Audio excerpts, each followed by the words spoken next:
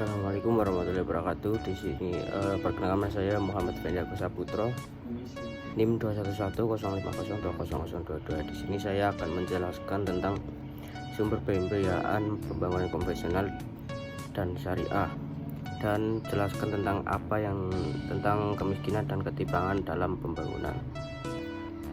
Kemiskinan dan ketimpangan dalam pembangunan merujuk pada kondisi di mana sebagian besar masyarakat memiliki akses terbatas terhadap sumber daya ekonomi, sosial, dan politik. Kemiskinan seringkali diukur dengan parameter pendapatan, akses terhadap pendidikan, kesehatan, dan sarana infrastruktur. Ketimpangan juga merujuk pada kesenjangan dalam distribusi pendapatan dan akses terhadap kesempatan. Referensi yang dapat dijadikan rujukan termasuk karya-karya dari Amartya Sen tentang pembangunan manusia, Development as Freedom, yang menyoroti pentingnya kebebasan individu dalam proses pembangunan. Buku The End of Poverty karya Jeffrey Sachs juga membahas upaya untuk mengakhiri kemiskinan global. Ada juga tokoh seperti Thomas Piketty yang mengulas tentang ketimpangan ekonomi dalam karyanya Capital in the 21st Century. Sementara itu, Muhammad Yunus, pendiri Grameen Bank, menekankan pada pemberdayaan ekonomi masyarakat miskin melalui konsep mikrokredit.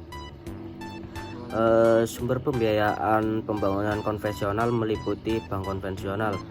Pertama yaitu bank konvensional. Sumber utama adalah pinjaman dari bank-bank komersial yang memberikan kredit dengan bunga layanan keuangan konvensional lainnya. Yang kedua yaitu pasar modal, penerbitan saham, obligasi, dan instrumen keuangan lainnya dari bursa saham untuk mendapatkan dana. Dan yang ketiga yaitu pinjaman dari luar negeri. Pemerintah atau lembaga keuangan dapat meminjam dana dari luar negeri untuk pembangunan. Dan yang keempat yaitu investasi asing langsung, penanaman modal dari investor asing dalam bentuk investasi langsung di proyek-proyek pembangunan.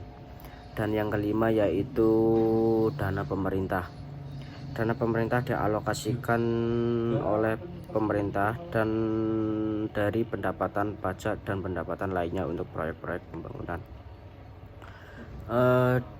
Sumber pembiayaan syariah meliputi yaitu yang pertama bank syariah, menyediakan pembiayaan sesuai dengan prinsip-prinsip syariah seperti mudharabah, musyarakah, dan murabahah.